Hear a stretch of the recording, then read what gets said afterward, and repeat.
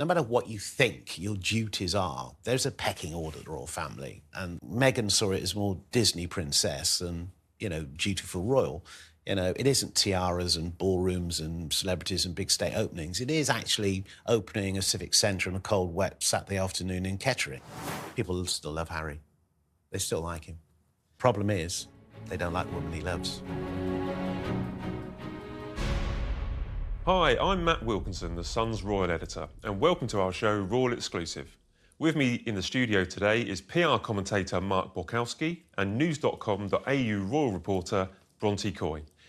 We have a lot to talk about, so let's jump right in. Mark, I'm going to start with you, OK? We're going to talk about ruined royal reputations and what people need to do about it. There was a very brutal article in the Hollywood Reporter this week. It was a brutal takedown of Harry and Meghan. It claimed to have quotes from members of their staff. I'll read, just to start, I'll read some of it. They have a staff member who says, "Everyone's terrified of Meghan. She belittles people. She doesn't take advice. They're both poor decision makers. They change their minds frequently. Harry is a very, very charming person, but he's very much an enabler and she's just terrible." As a PR executive, those kind of things must terrify you if they come out about one of your clients. But why do you think it's gone so badly wrong for Harry and Meghan? Have they lost Hollywood? Yes, I think they probably have lost Hollywood. And one thing about Hollywood is that it's a home of corporate entertainment, the world of the business of show. And it's a small community. And once you're out, you're out. And that's why, PR is knee-deep in the heart of Beverly Hills. And some of my should we say, friends who are in that sort of line of work in that part of the world will say our job is to protect our clients from themselves. And it's a brutal world. And I think there was a huge outpouring of sort of embracing the idea that you had these maverick royals with all their glamour coming to Hollywood. But there's only so far that you can sort of operate with a bleeding heart, talking all the time about, your distance and the way the royal family's treated you and all those sort of things. And then sooner or later, that seemed to be the continual narrative. It never changed. But the biggest problem, I think, for them is many of their ventures have not worked. And they haven't worked in such a way that became news. The Netflix deals, the podcasts, the content or whatever, it just didn't work. And there's only so many interviews you can actually do Oprah style. So if you don't have the currency and if you are perceived to be negative and you've got your inner sanctum, your staff, reflecting what a lot of professionals clearly can see, that there is poor judgment. There's a sense of hubris. There's a sense of sort of we're caught in this ghetto, we're defending ourselves. Then you lose your power. I mean, Hollywood is also about making money. You have to make a lot of money. They need to make a lot of money because they're cut off from the source. So if there's no positivity, if there's no smiles, if there's just sort of this angst that sort of covers their brand, then it becomes unwound. And it takes an important trade publication, like the Hollywood Reporter, to actually tip the first domino, and you'll gradually see more dominoes fall. The Sun is holding a special live edition of Royal Exclusive, and you can be in the audience. Much-loved royal photographer Arthur Edwards. When I went up to get my medal at the palace, I walked forward. She said, "I can't believe I'm giving you this." She pinned the medal on me. And TV legend Jenny Bond. I do miss him. I mean, Harry was the most popular royal, wasn't he, a few years ago? And having watched him grow up and known him just a little bit, he was a wonderful little boy. Will be joining me, Matt Wilkinson, for an unforgettable night rich with never-heard-before stories from the past 4 decades. Find out what's really going on with Meghan and Harry and behind the walls of Buckingham Palace to what the future of the royal family is going to look like. We'll be diving into the latest royal news and giving you the inside scoop on everything you need to know. Plus, you'll have the chance to ask our expert panel your burning questions. This is your opportunity to get the answers. Don't miss it. Can you pinpoint or pick out any major errors that you've seen the couple make or that their couple's team make since they've left the UK to live in the USA? I think that if you look back at the amount of positivity that exists, they were called the Fab Four, with Kate and William. But I think it stems from the fact that no matter what you think your duties are, there's a pecking order in the royal family, and they're not in line, for that top job. It isn't. It's more. I think Meghan saw it as more Disney princess and dutiful royal.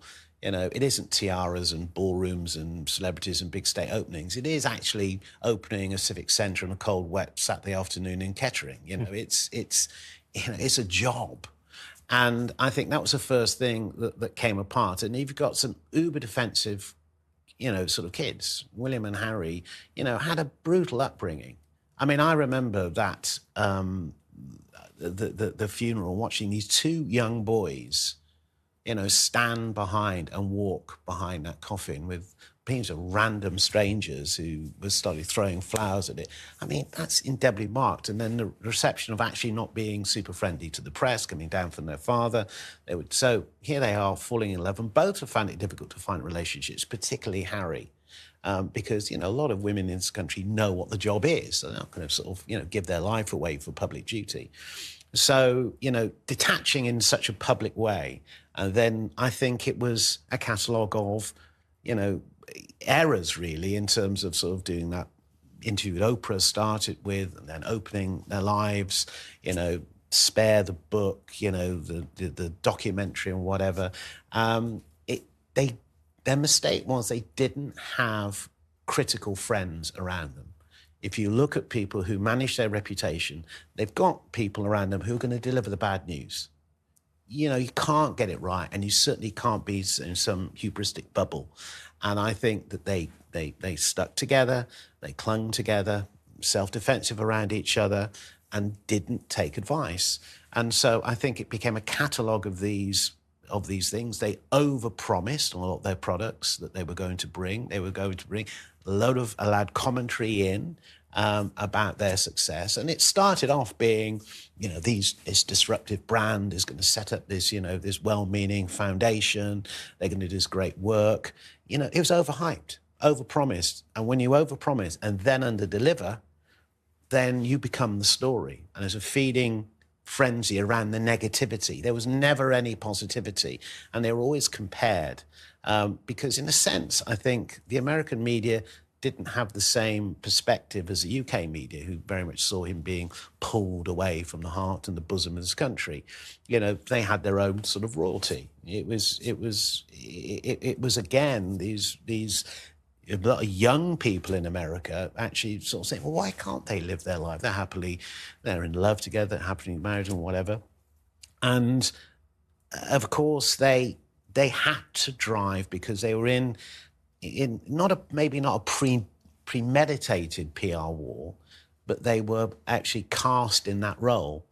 And they were trying to outdo, an organisation, of the royal household, who have been through so many, and at the time the Queen was still alive, giving that advice. And she was a wise woman who understood the old world of the legacy media, maybe not of the modern day comms. But it was never complain, never explain. They had reinvented themselves post Diana. If you think of the turmoil they had when Charles was with Camilla and accepting Camilla back into a divorced woman back into the whole, all those sort of things they'd run through. And so these disruptive souls who were going to somehow, be bigger than the royal family himself, that was their mistake. I mean, when we go through mistakes, I think the first mistake was the Oprah Winfrey. Welcome back to Meghan and Harry Tales. Today, we're dissecting the latest claims made on The Sun's royal exclusive show, hosted by royal editor Matt Wilkinson. Joining him were PR guru Mark Borkowski and news.com.allroyal reporter Bronte Coy, who once again tried to push the tired narrative that Meghan Markle is arrogant and misunderstood royal life. From suggesting Meghan expected tiaras and ballrooms to criticising her as a Disney princess gone wrong, these so-called experts are recycling the same baseless talking points. But we're here to unpack the truth behind their comments, defend Meghan and Harry, and highlight the real story of their journey. Let's dive in. This was a fundamental misreading of the woman. Meghan was never just a Disney princess waiting for her prince. She was a successful actress, a UN advocate, and a voice for female empowerment long before meeting Prince Harry. Meghan brought a modern sensibility to an ancient institution. She used her platform to speak out on issues close to her heart. She championed gender equality, challenged racial biases, and used her voice to uplift the marginalized. This was not a woman seeking a life of tiaras and balls. This was a woman driven by purpose and a desire to make a real difference. Meghan's story resonated with many because it spoke to the power of following your own path. She showed the world that you don't have to choose between love and ambition. She taught us that you can be both a princess and a powerhouse, a wife and a changemaker. Her journey reminds us that true happiness comes from living authentically. It comes from using your voice to champion what you believe in, and it comes from having the courage to create your own happily ever after. Meghan's arrival in the royal family was met with both excitement and scrutiny. Here was a woman of colour, an American, a divorcee, entering a world steeped in tradition. She represented a departure from the norm, a breath of fresh air in an institution often perceived as rigid and outdated. She embraced her new role with enthusiasm, eager to learn the ropes and make a meaningful contribution. Her warmth and compassion were evident in her interactions with the public. She connected with people from all walks of life, using her platform to amplify their stories and shine a light on important causes. However, the fairy tale narrative quickly began to unravel. The intense media scrutiny, the relentless criticism, and the lack of support from within the institution created a suffocating environment. Meghan's attempts to modernise the monarchy, to bring it into the 21st century, were met with resistance. The fairy tale was crumbling, but a different kind of story was emerging. This was a story of resilience, of courage, and of a woman determined to stay true to herself, even in the face of adversity.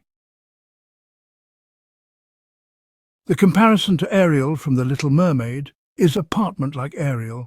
Meghan found herself giving up her voice to join a world that didn't understand her. The media, eager for a new narrative, painted her as a divisive figure. The Fab Four narrative, initially meant to symbolize unity and progress, was twisted into a competition.